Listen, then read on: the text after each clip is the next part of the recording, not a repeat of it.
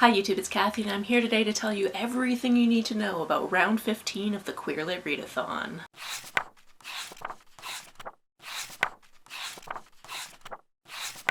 If this is the first time you're hearing about this readathon, it used to be hosted by myself and my friend Rogan. However, they actually retired from hosting at the end of last year, so now I'm classic hosting all by myself, but every round we also have a guest host, or I guess I also have a guest host. It's going to be weird getting used to saying that. This, of course, is a readathon where we focus on reading queer books, so books by queer authors, covering queer topics and queer characters, or any combination of those things. And because everyone likes a challenge, we always have a beautiful bingo board for the challenge. Now, I will say that even though they retired from hosting, Rogan is still doing all of our graphics, which I am so grateful for, because if I were the one making the graphics, they would not be nearly as nice. They would be whatever the digital equivalent of really bad kids' finger painting is. So here are all the things you need to know about the 15th round of the Queer Lit Readathon. This one is our June readathon and it's taking place from the 1st to the 30th, so the entire month. I'm also really excited to tell you that for this round of the Queer Lit Readathon, my guest host is Ren. They're from Australia and they've been doing this readathon I think since it began. And they've told me on more than one occasion that this is their favorite readathon, which just makes me feel really like heart fluttery and special. They of course got to help me choose a bunch of prompts for the bingo board, and if you know anything about their channel and their tastes, you will definitely see some of that reflected in the bingo board for this round. Before I go over the bingo board and any prompts that need explaining, there are a few things that I always like to throw out there. You can find us on Instagram at queer_lit. You can also find us on X or Twitter or whatever it's called these days.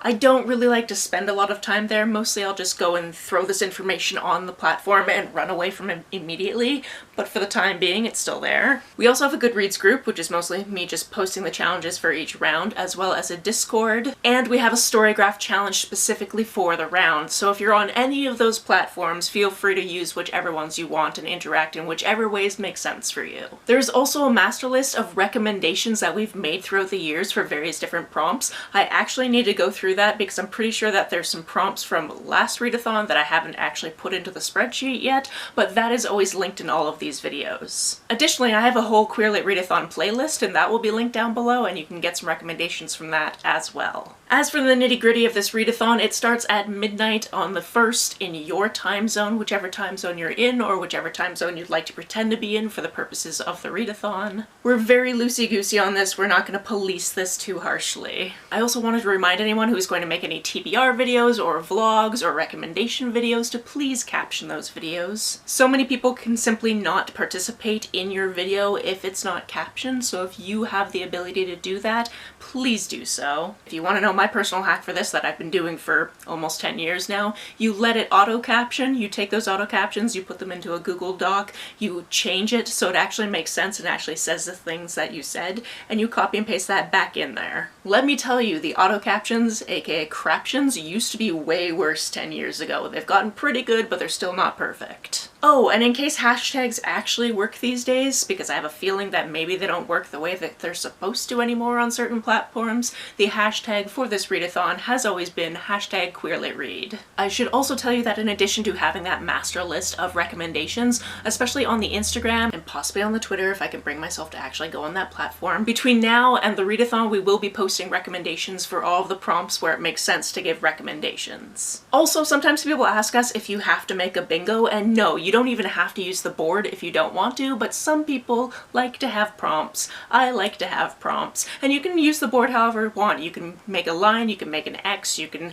try to black out the bingo board, which is what I typically try to do because it's my readathon, so I feel like I have to do the absolute most. But you can also just disregard it and read one queer book and you've participated and you win. And yes, of course you can use the same book for multiple challenges. I think I've gotten everything out of the way, so now we can take a closer look at the bingo board for this round. The first prompt on this bingo board is outside, and like most of these prompts, you can take this in any direction you want. This can be a book that is set primarily outside, it could be something that's outside of your comfort zone. You do you. As long as you can justify it in some way, it fits. The second prompt on the board is something we try to do for the longer versions of this readathon, because the December version of this readathon is only 1 week, and that's a group read. Like every other challenge, this is completely up to you. If you want to do this, you do not have to do this to have participated in the readathon, but it's kind of fun to have a book that like a bunch of people have read and can talk about together. For this round, Ren and I settled on wrong answers only. Allow me to give you a dramatic reading of some of the description of this book.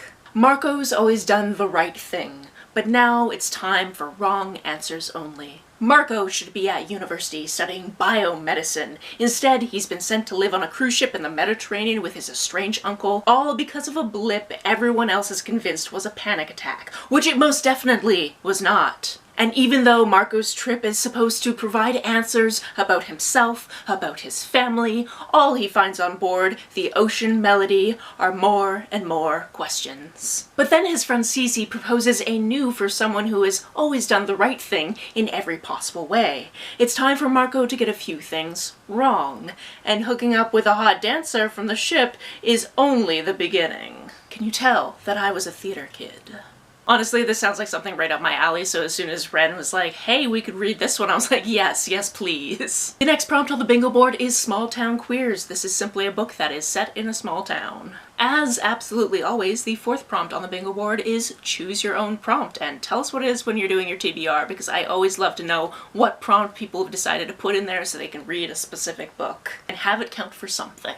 The next prompt is short and or sweet. So this is a book that could be sweet. This is a book that could be short. This could be a book that is short and sweet. Really, anything that meets either one of those qualifications works for this prompt. The next prompt is an Australian author, and if you happen to join us for the group read, this will also cross off this prompt. The next couple are pretty self-explanatory. We have a plus-size main character, and we have a 2025 release. The prompt after that is alliteration, so you're looking particularly for alliteration in the title, although if you can find an author whose name is alliterative, you could also use that. The next prompt is kind of fun. It's a one-time author, so you've read one item from this person, not more than one, just one, and now you're reading another one. Prompt 11 is a banned book because, oh, guess what? That's still happening. This can be a book that's been banned or challenged anywhere in the world. Tied up in that a little bit, our next prompt is borrowed, so a book you've borrowed from the library, for example, but you don't have to borrow it from the library. You can borrow it from a friend, you can borrow it from an enemy, you can borrow it from whoever you want. Our next prompt is the 1990s, so either something set during this time frame or something that was written and or published in this time frame. Our next one is also self-explanatory. It's a manga. Any manga will do. Ren has lots of recommendations on their channel, so again, make sure to check them out. Our penultimate prompt is starts with the letter O, so any book whose title starts with the letter O,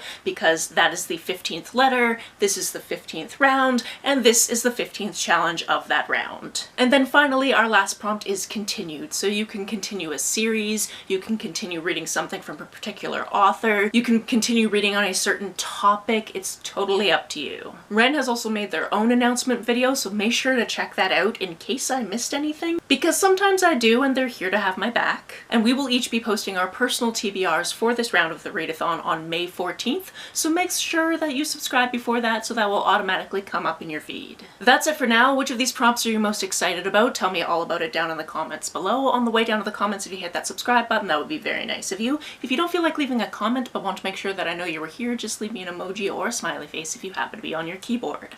Some people have asked if there's a way to financially support this channel, so I set up a Ko-fi account, which is a digital tipping service. The link for that, as always, is down below. You can like and share this as you see fit, and I will see you very soon. Bye!